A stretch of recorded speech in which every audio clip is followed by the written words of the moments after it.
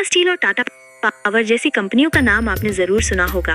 इन कंपनियों की स्थापना का श्रेय दोराबजी टाटा को जाता है। जमशेदजी नसरवानजी टाटा, जामशेदजी नुसीरवानजी टाटा के ज्येष्ठ सुपुत्र दोराबजी का जन्म आज ही के दिन 1859 को हुआ था। उनके जन्म दिवस पर हम आपको बता रहे हैं कि उन्होंने आज से शताब्दी पहले ही आत्मनिर्भर भारत की दिशा में मजबूत कदम उठा लिया था। प्लीज हमारे चैनल को लाइक और सब्सक्राइब जरूर कर ले। भारत के औद्योगिक इतिहास की बात करें तो दोराबजी टाटा का नाम स्वर्णाक्षरों में अंकित है। 27 अगस्त 1859 को जन्मे दोराबजी ने अपने पिता और टाटा ग्रुप के संस्थापक जे.एन. टाटा की दूरदर्शी सोच को साकार करने में अहम भूमिका निभाई। यूँ तो उनकी प्रारंभिक शिक्षा मुंबई में हुई, लेकिन बाद में वो पढ़ने इंग्लैंड चले गए थे। फिर वापस मुंबई लौटकर सेंट जेवियर कॉलेज से स्नातक की उपाधि ली। अपनी शिक्षा पूरी करने के बाद उन्होंने कुछ समय बॉम्बे गजट में पत्रकारिता की, लेकिन फिर उन्हें पांडिचेरी में एक टेक्सटाइल प्रोजेक्ट लगाने के लिए भेज दिया गया। वो साल 1907 था, जबकि दोराबजी टाटा ने तत्कालीन बिहार के जमशेदपुर में Tata iron and steel company TISCO की स्थापना की। इसी के साथ उन्होंने मुंबई के पास एक पावर प्लांट की भी आधारशिला रखी। उस समय देश पर अंग्रेजों का राज था, तब भी उन्होंने अपने जीवन का ध्येय निर्धारित किया, राष्ट्र को एक मजबूत औद्योगिक। आप अभी चैनल को सब्सक्राइब नहीं किए हैं तो प्लीज हमारे चैनल को लाइक और सब्सक्राइब जरूर कर ले।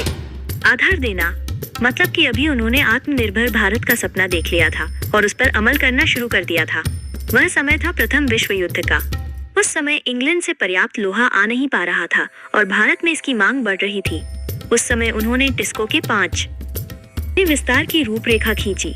इस पर अमल भी शुरू हो गया, लेकिन उसी समय स्टील की कीमत में काफी गिरावट आ गई। इससे उन्हें मजदूरों को वेतन देने में परेशानी होने लगी।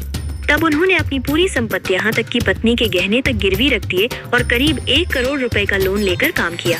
दोराबजी के पिता जमशेदजी काराबार के सिलसिले में दक्षिण भारत के मैसूर स्टेट गए थे। वहाँ उनकी मुलाकात डॉक्टर हुरमुशजी भाभा से हुई, जो राज्य के प्रथम भारतीय इंस्पेक्टर जनरल ऑफ एजुकेशन थे। वो पारसी थे। जब जमशेदजी उनके घर गए तो उनकी इकलौती बिटिया मेहरबाई को देखा। उसके बाद उन्होंने भाभा परिवार से मिलने दोराबजी को मैसूर स्टेट भेजा। दोराबजी भाभा परिवार को पसंद आ गए। फिर 1897 में खेल से खूब प्रेम था। वो घुड़सवारी, क्रिकेट और टेनिस खेलने में प्रवीण थे। वो भारतीय खिलाड़ियों को भी प्रोत्साहित करते रहते थे। साल 1920 एंटवर्प ओलंपिक जब हुआ था, तब भारतीय खिलाड़ियों ने पहली बार इस खेल में भागीदारी की थी। इस पहली भागीदारी का पूरा खर्च दोराबजी टाटा ने उठाया था। यही नहीं, उन्होंने 1924 में हुए पेरिस ओलंपिक में भी भारत की उपस्थिति सुनिश्चित की और अंतर्राष्ट्रीय ओलंपिक समिति के सदस्य बने। ये दोराबजी के प्रयासों का ही परिणाम था कि साल 1928 के एम्स्टर्डम ओलंपिक में भारत ने हॉकी का पहला स्वर्ण पदक जीता था। दोराबजी टाटा सन 1932 तक लगभग 25 साल तक कंपनी के चेयरमैन रहे। इस दौरान वे तन मन धन से कंपनी के लिए काम किया। साल 1931 में मेहरबाई टाटा का निधन हो गया था। ये रक्त संबंधी बीमारी है। उनके निधन के बाद दोराबजी ने लेडी टाटा मेमोरियल ट्रस्ट की स्थापना की, जो रक्त संबंधी रोगों की एडवांस स्टडी के लिए है। पत्नी के निधन के साल भर बाद ही 3 जून 1932 को दोराबजी का निधन जर्मनी में हो गया था।